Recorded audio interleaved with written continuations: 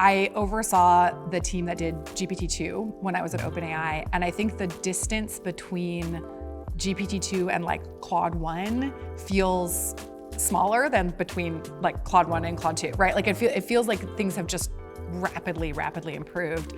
But early days of Claude training, Claude would sometimes sort of like invent creative modes. So it was like, I'm stuck in dragon mode. And we're like, I don't know what that is or where you got that from. There was quite a lot of like messiness in the middle to kind of get to the product that is available on the market today. Welcome to First Block, a Notion series where founders and executives from the world's leading companies tell us what it was like to navigate the many firsts of their startup journey and what they learned from that experience. I am Akshay Kothari, Notion's co-founder and COO. Our guest today is Daniela Amodei, co-founder and president of Anthropic. Anthropic is the AI safety and research company behind Claude, the frontier model used by millions of businesses and consumers for its emphasis on safety and performance. Thanks for coming over. Yeah, thanks so much for having me. Yeah. We're so excited to have you on this program. I guess to start off, why did you start Anthropic? Well, first of all, thanks for having me. I've been looking forward to doing this really all week, really all month. So it's a pleasure to be here. I had 6 co-founders, and we had all been working together at OpenAI and really kind of felt there was this opportunity for us to go start something on our own where we were really putting safety kind of at the center of all of the work that we had done. We were a cohesive team. We'd worked on GPT-3 and scaling laws, and we really felt like there was this kind of unique moment where we could kind of go off, build something really from scratch, where we were able to kind of ensure that like safety and this kind of focus on making humans at the center of generative AI was something we could do. So one thing that's unique is one of your co-founders is also your brother. So can you tell a little bit more about like how has it been working with a sibling? Yeah. So Dario and I are, I think, like pretty unusually close for siblings. So we have been really close since we were little kids. And I think we always kind of had this dream of getting to work together on something. And our careers took like fairly different paths. He sort of started, he's a physics PhD, and he really started, his career on sort of that side of the house, and eventually kind of, moved into working in biophysics, thinking about ways to apply, biophysics to health, and eventually moved into tech, worked at Google Brain, and I think at the same time, I was sort of going on this other path of working in global health. I spent time working in politics, and we both eventually sort of wound up in tech. But we were always really like united around this sort of vision of wanting to do something good for the world. And so it was really kind of a special opportunity we saw to be able to go off and found something together. In one of your interviews in Time recently, you said since you were kids, you felt very aligned. It's something that you don't, I guess, often hear. And so do you two ever disagree, and how do you handle that? Yeah, I mean, do siblings ever disagree? Definitely never. We've never disagreed on anything. Of course, we disagree sometimes, but I think Dario and I, again, we're sort of unusually like united around this sort of vision of the type of company we want to build, the sort of problems that we want to work on, and something I think that makes our relationship, unique, especially at Anthropic, is we have these sort of clearly divided kind of zones of ownership at work. He's this sort of technical visionary, and I think really saw where kind of the field of generative AI was heading. And I feel like he is often thinking about like the 5 to 10 year time frame, right? And really my role is around, what is the 1 to 2 year time frame, right? How do we take these incredible kind of technical visionary ideas and turn them into something, tangible that people can use today? And so while that's, it doesn't mean we never disagree, it just means there's sort of areas of kind of ownership that make it a little bit easier to be in concert together. So it's like different horizons, and it's very complementary in some ways. Exactly, yeah. That's really cool. I was also looking at like your last decade, you worked at some storied companies from Stripe to OpenAI to Anthropic. How is it different to be a co-founder now? Like, what's different about that? It's a really funny question because I think when we started Anthropic, I sort of assumed like, oh, if you've done one hypergrowth company, you've kind of done them all. And when I started at Stripe, it was around 40 people. I left around 1,200. OpenAI was a sort of a similar starting size to around 200, 250. And I thought, that 0 to 40 range, it can't be that hard, right? I've sort of seen it before, but it's completely different. And I think being a founder, you really quickly learn all of the things you're bad at, right? Which are many. And in a lot of ways, I was actually very fortunate because I had so many co-founders that were sort of on this journey with me, and often it's like one person or maybe two people, and we were all kind of able to learn together. But there's so many things that go into the very sort of beginning founding of a company, right? We had to figure out simple stuff like how to run payroll, which we messed up multiple times, right? We had to find an office in the midst of COVID. That was its own kind of interesting journey. But also, fundraising and figuring out who we wanted to hire and setting up kind of initial processes for a company was completely different from 0 to 40 than from 40 on. I guess one other unique thing is maybe having 6 co-founders, right? How is that for you? How do you all distribute the work you all do internally? One of the things that is sort of special about this founding group is that we had all been working really closely together already. And some of the relationships actually even predated OpenAI. There were folks in that group who had worked together at Google Research, at Google Brain, and some, even before that. Dario and Jared, who's our chief science officer, knew each other from a physics fellowship from 15 years before. Wow. So there was really just going into it a lot of context and sort of trust, a lot of time that we'd really spent working together. And so in a lot of ways, when we kind of got there, we all had a great sense of each other's kind of strengths and weaknesses. It felt really easy to kind of divide up the work. And as the company has scaled, we've changed a lot of what it is that we focus on. Some of those co-founders are still managers. Some of them have gone back to doing, individual contributor, really senior, high-level work. And it really has been kind of amazing to just get to watch this group of people really spread throughout the company and kind of seed that culture that we initially started with. So one thing we were talking about before this, that you have a very broad role, we're looking sort of all of the managers inside the company. Can you talk a little bit about sort of how do you sort of think about this technical research side of the world, at the same time also thinking a lot about sort of this commercial go-to-market? Yeah. And then maybe the third thing I think a lot about is foundationally how you're building the company up also, right? How do you sort of balance these different areas? It's such a good question, and it's also evolving as the company evolves. There's some component of it that feels like any startup, right? We're sort of building the proverbial airplane while it's taking off. But I do think something that is a little unique about it, just compared to other places I've worked, is we really started and kind of invested in the research organization for the first year and a half of time. We didn't even have a go-to-market team until 2023. And part of what was so interesting about that was we really almost got to build this kind of cohesive culture with this clear set of goals. And then we almost went and did it again, right? We said, okay, now that we've gone and kind of developed these really transformative, powerful, safe AI systems, how can we now sort of bring them to market in line with our values?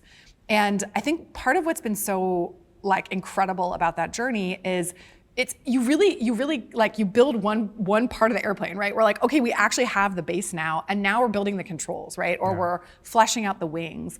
And of course, there's times where you're oh man, this knob, I should have, that knob, I built it too slow. I should have built this other knob, slower. But in general, I think it's part of the joy and uniqueness of this type of business to be able to have research impact and publish papers and have policy impact, right? And coordinate with governments and civil society, and also be a tech startup, right? That's building a product, that's pushing it to customers, that's seeing how the technology is really being used in the world on kind of a day-to-day basis. Do you have a schedule? How do you think through, if you're let's say this week, Is there a way you think about these different things, sort of like different days, or does it change every quarter, every 6 months? Well, let me tell you the like perfect day, the perfect week of what it would look like, and then a little more in reality. Everyone has their own kind of quirks, but there's so much context switching in any kind of management or leadership role. But I think for a place like Anthropic in particular, it's really heightened, right? Because thinking about safety papers and what we're publishing and the research we're developing and what areas we should be exploring is really different from trying to go win a big customer or interviewing ahead of product, right? Those are just completely different parts of your brain. And so I generally try to have my days a little bit aligned, like focus on research on Monday and policy and comms on Tuesday and engineering on Wednesday. In reality, it's probably like 70% hit rate just because things come up, interviews or rescheduling or things like that. But it sounds a little bit tactical, but I do think having sort of a little bit of space to really go deep on each of the areas is kind of the dream. Let's talk a little bit about hiring. I think this is something that a lot of entrepreneurs are very curious about. Could you take us back to so you have 6 co-founders, you start with that. Could you talk a little bit about maybe the first few hires you all made? How did you think about sort of building the team and the processes maybe you thought through? Anthropic is so unusual in terms of the types of people that we are looking for and that we attract. We're a highly, highly interdisciplinary group of people. And so what that means is, we have people on staff who were former, neuroscientists or biologists in their previous life who are kind of coming to study large language models the way that they used to study the human brain.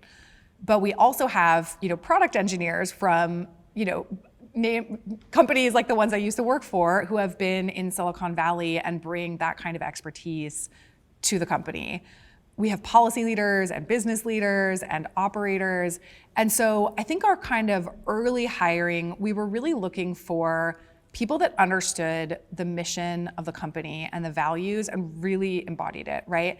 They were there to help build these very powerful, transformative systems, make them accessible, make them fair, and do it in a way that felt safe and really with kind of humans, again, kind of in the driver's seat. All of us kind of did so many different things in the early days, and we're only really now getting to the stage where we're looking much more for specialists than generalists. Did anything change from going from technical hiring? Because it sounds like first couple of years with research.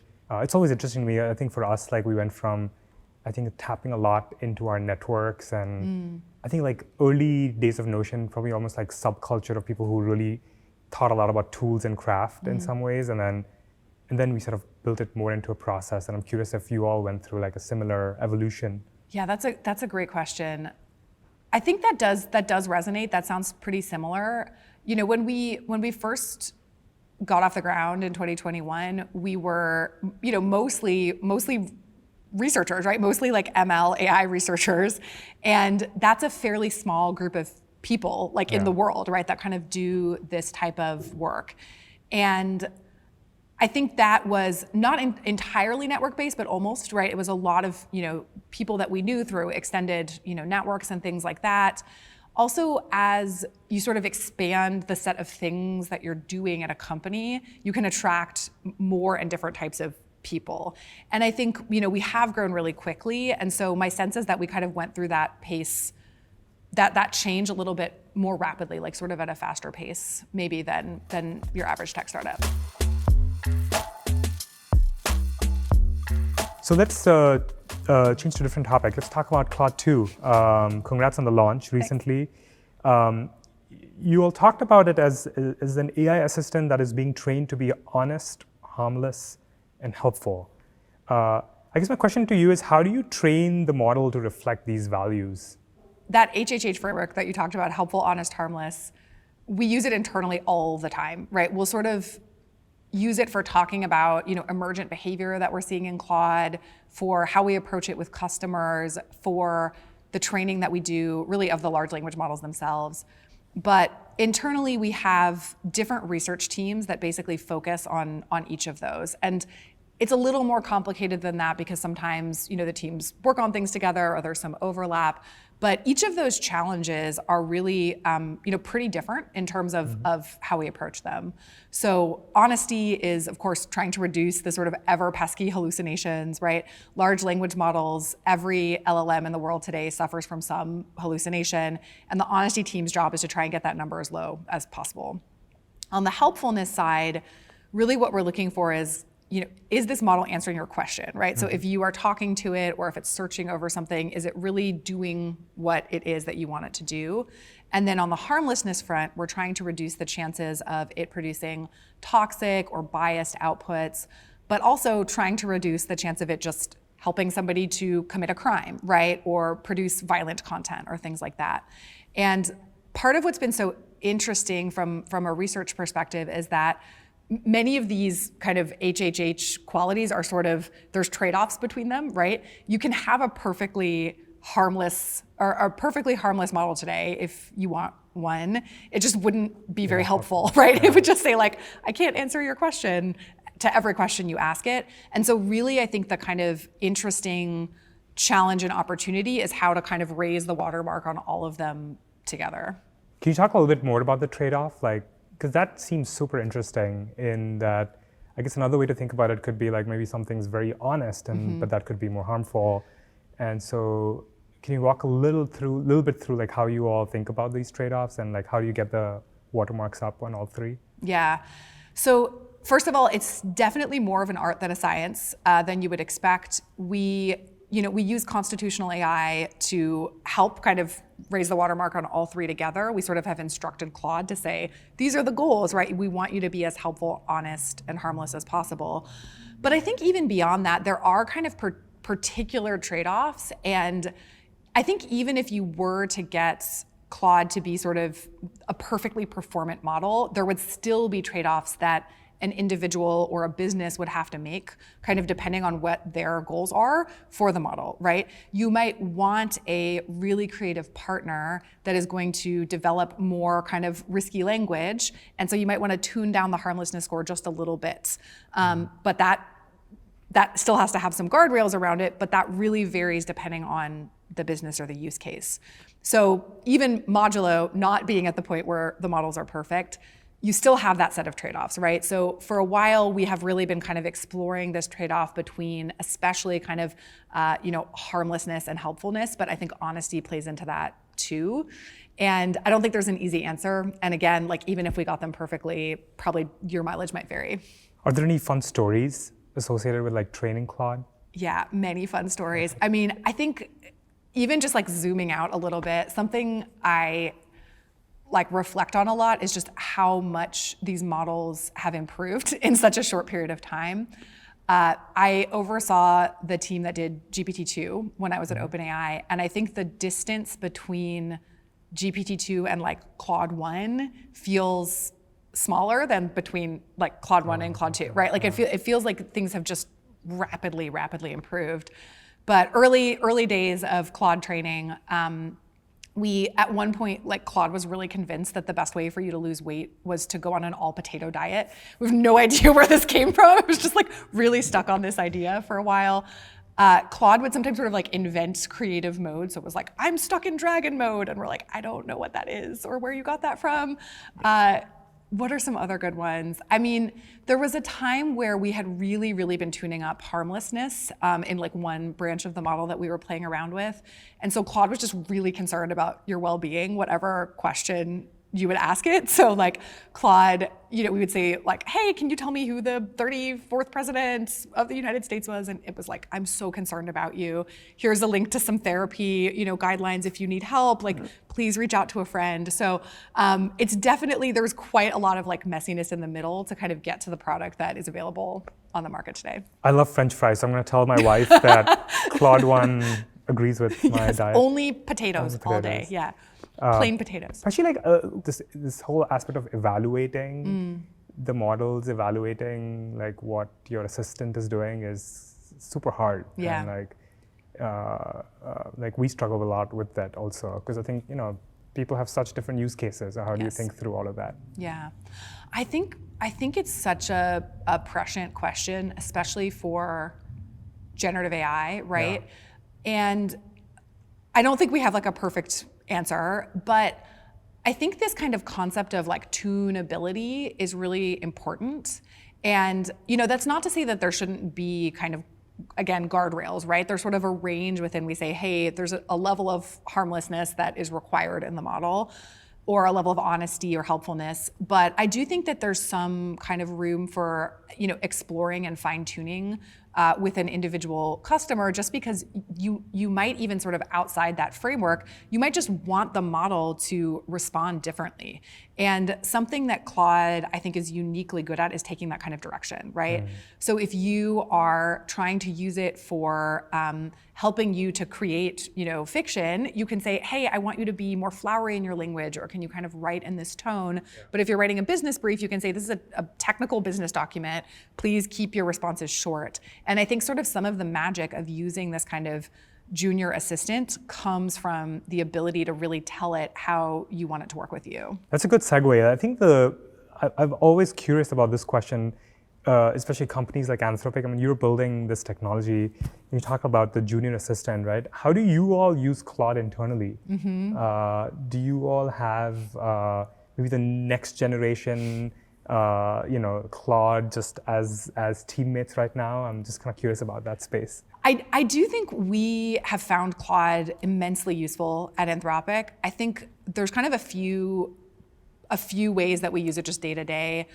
The first is, we've just grown so quickly. We communicate so much across Slack in particular, and I think having this Claude and Slack integration was actually something we built in-house first, right? We were trying to synthesize a lot of research discussions or technical discussions that were happening. Maybe a new hire joins and they're like, what happened before I got here? Yeah. And Claude is great at just taking and summarizing this huge corpus of information and really distilling the most important points.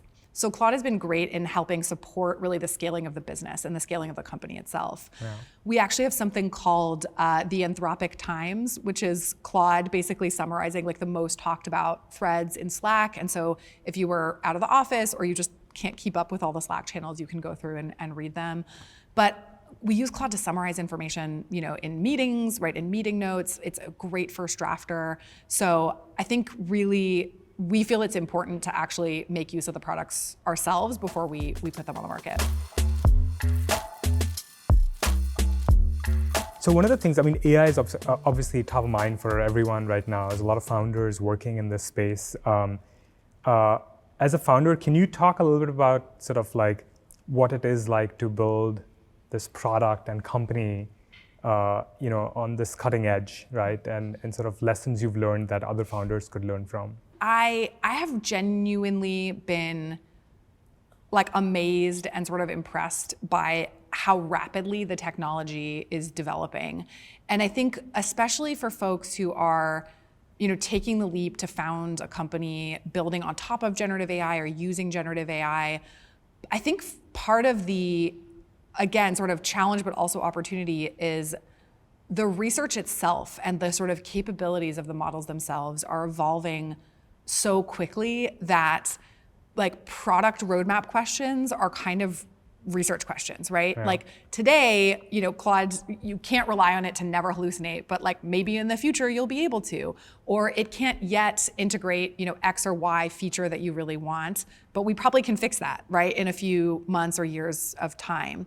And so I think it's almost like contrary to standard founder advice where you're like, pick a thing and go run on the thing and don't change it until you've really achieved exactly what you're looking for from a product market fit perspective. I think having a little more of an eye of, flexibility and sort of imagining the potential for what this might be able to do 6 months from now, it's kind of unusual advice, but I think that is something that we've really found important at Anthropic too. Yeah, it's kind of an interesting challenge because it's also dizzying, just like how fast it's changing. Yeah. And so I think the kind of the flip side is like things that you think are sort of like this really innovative thing today, like feels like gets commoditized tomorrow. Yeah. And I like your advice of sort of like thinking out almost like a little bit further out horizons of what could be possible and thinking through how you get there. Yeah. Sometimes we get questions about our product roadmap, especially from bigger customers. And about 80% of the time, it's actually a question about our research roadmap. They're like, when are you going to be able to build feature X? And we're like, well, when the model can do that, right? Yeah. So it's just a unique challenge for sure. I guess because it's so fast moving, how do you all think about like going first to market versus being the best in market? I don't necessarily think that they're intention, first of all. I do think we feel a lot of conviction that what we put on the market should be the best, highest quality, safest model that we're able to produce, right? And I think we have a similar approach to how we develop our products. And we feel very strongly that when we bring something to others, they're going to be depending on it, right? If you're a startup or a medium-sized business or a large business and you take the leap to integrate with us, we want you to know that like that product and that service is always going to be available and that it's going to be reliable and that we're giving you the best quality we can across all of those different dimensions that we've been talking about in safety. And so I think really our commitment to that level of kind of quality in our products is something that probably supersedes those questions. So we talked about you and Dario being aligned, but let's talk about alignment in AI. Alignment seems to be top of mind for you all as you started Anthropic. Can you talk a little bit about how do you ensure your approach to AI remains safe and responsible into the future? So this is a really important question, and it's one we talk about a lot at Anthropic. We recently published something called our responsible scaling policy. And this is basically, a set of public commitments that we are making about how we will train and test our models and the implications for what we will do if we have concerns about the safety of them. And I think part of why we felt it was really important to kind of put that out there now is these models are becoming, much more powerful, much more capable. And while I think there is incredible potential upside and benefit of these tools, or we wouldn't be building them, I also think it's really important that companies and sort of the ecosystem as a whole takes some accountability for the potential externalities that could create, right? And so I think the responsible scaling commitments are kind of one version of that for us. Can you talk a little bit about the trade-offs like that it creates, like, I guess like safety versus capability of the model, and especially with the backdrop of like now like more and more companies and sort of even open source, chasing this, like. It's must be a really interesting debate internally how you all sort of think through these trade-offs. I don't necessarily think safety and capabilities always have to be in tension, right? Another way of thinking about it is to sort of be on the frontier of kind of model performance. In general, you will want the model to behave in ways that are safe, right? Yeah. Like no customer is going to be excited about a model that is hallucinating left and right or going off script and producing kind of harmful content. And so I think there is a through line in which developing, more capable systems can be kind of in keeping with the safety mission and sort of goals of Anthropic. I do think though there are, other components of, again, unintended consequences of the model that are important to think about sort of building structures around or guardrails around. The RSP addresses a lot of that, but I think it can feel easy to sort of get complacent, right? And say, okay, well, we have these systems and safety is good for business. But I do think sort of having ongoing conversations, and we have different formats for that internally to really talk about this trade-off that you mentioned. It's not perfect, right? There's no perfect way of doing it, but I think having it be something that's very much at the forefront of discussion for leadership in the company has been really helpful for us. So Anthropic and Notion, I think we have a common goal in some ways in terms of like leveraging AI to sort of make people and organizations more productive. Do you have a view like 5-10 years out, how you think people will be using AI and Claude in terms of doing their work? So one of the things we love about partnering with Notion is I do think this kind of AI for helping with productivity and sort of routinizing mundane tasks and really allowing people to do the work that they're sort of best suited to do. I think that's a really kind of common mission that we both have in common. And I have to say, today we really describe Claude as this very helpful junior assistant, right? Yeah. It's great at summarizing notes or taking action items. 5 to 10 years from now, I mean, of course, it's hard to know. I think I could imagine Claude just being a much more senior assistant, right? Something that is actually able to help support humans in many, many different sectors of the economy. We're already seeing, healthcare applications and legal services applications, climate tech, science, making sort of early use of these systems. But I think, 5 to 10 years from now, as these models just become sort of continually more capable, hopefully, you could imagine them sort of really increasing the overall productivity of society as a whole and really enabling humans to do the creative part that's really only our touch. As it goes from like a junior assistant to a senior assistant, are you optimistic that us humans will figure out this like rapidly sort of fast moving technology? Like, will we coexist with them well? I guess people talk about potentially people will lose jobs. Some people say like, actually, they'll just use the time for more creative tasks. Based on what I heard, it seems like you're sort of more on the latter of just people will have more time to do interesting things.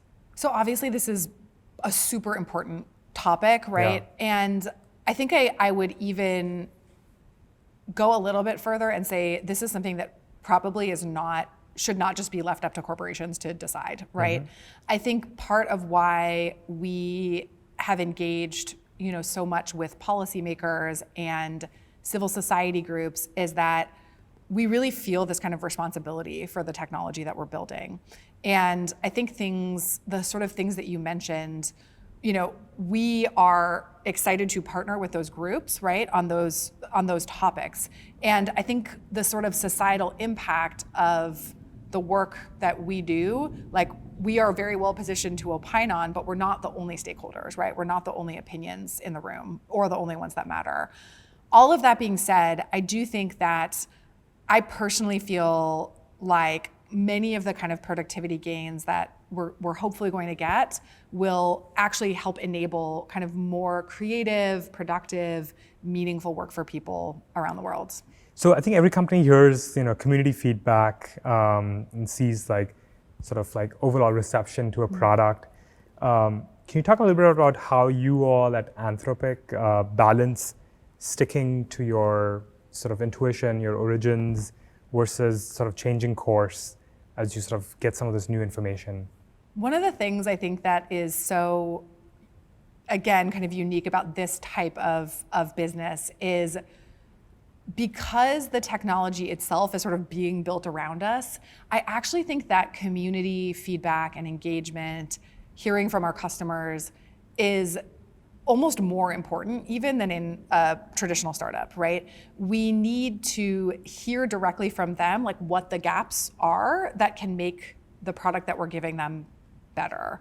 And of course, there's limits within research of what we can do, but a lot of this kind of feedback loop that we've seen, I think, is really healthy, where we hear from our users, it would be great if Claude could do this thing, and then that kind of comes into our product organization, and some things they can do themselves, but a lot of the time it really then comes a collaboration between research and product, and then that becomes something that we ship to our users, we hear more feedback, and it kind of creates this really valuable cycle.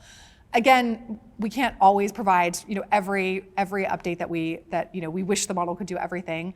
But I will say it is also kind of interesting and inspiring to hear in sort of a day-to-day way, like what are people building and what are the day-to-day challenges, but also the safety challenges that they're encountering in the real world. I think that does help us strengthen a lot of our convictions around safety and how we're building the models. I would imagine also, like specifically on feedback, you get feedback from all these different industries, all these different use cases, right?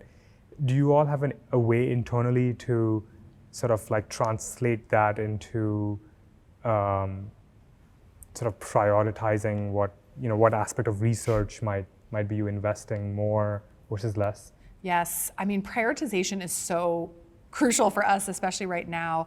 We're actually a really small team on the product side. We have something like 15 engineers and like 5 salespeople, something like that. So we do a lot of prioritizing, and that doesn't necessarily mean that there aren't things on that stack rank that we wish we could prioritize higher. But as we're growing the business, and hopefully soon as we have more people, we'll obviously be able to get, to things further down the stack rank. It's tricky. It's almost like the intersection of what is high impact and what is tractable, right? And so there are some product or kind of research goals that we have that are just really hard, right? And we might say, hey, we need to be working on this on a 1-year timescale, but we really can't incorporate it into our next product launch. What is something that is, tractable, that we can fix, that users are asking for today, that we can really give them kind of the next time we push something out? And so, of course, it's impossible to know, have you prioritized everything correctly? But it really is kind of an exercise in sort of ruthless prioritization to be, scaling this quickly and to be, lucky enough to have the amount of demand that we do. All right, so we ask these 2 questions for every guest. And so maybe my first one for you is, describe a day in your life. How do you start your day? What rituals do you have? I really wish I was one of these amazing Silicon Valley people who was like, I hike up Mount Everest every morning and then I fly back to San Francisco and start my day at 6 a.m. That's not my story. I am a mom. I have a 2-year-old, and so I'm actually not a morning person by default, but I've kind of become one over the past, 5 or 10 years. And so I really like to get up early. I work out first thing in the morning. I just have that as kind of me time. It really helps me focus, reset my day, get some time to myself. And then I usually spend about an hour with my son and my husband in the morning for some family time, and still try to be in the office, on the reasonably early side. And whenever possible, mornings are great for thinking work. I think as the day goes on, I'm better at talking than thinking. And so it's much easier for me to do meetings in the afternoon. So when I'm at work, I'm really, really focused on work. I don't check my phone. I really don't notice what's going on sort of outside of the walls of my office. And then when I'm at home, I really try to have some dedicated time where I'm kind of offline and sort of restoring balance in my life. It's not perfect, right? There's some times where you sort of have to flex in either direction. But a lot of what's been important to me is also just feeling like a human outside of work.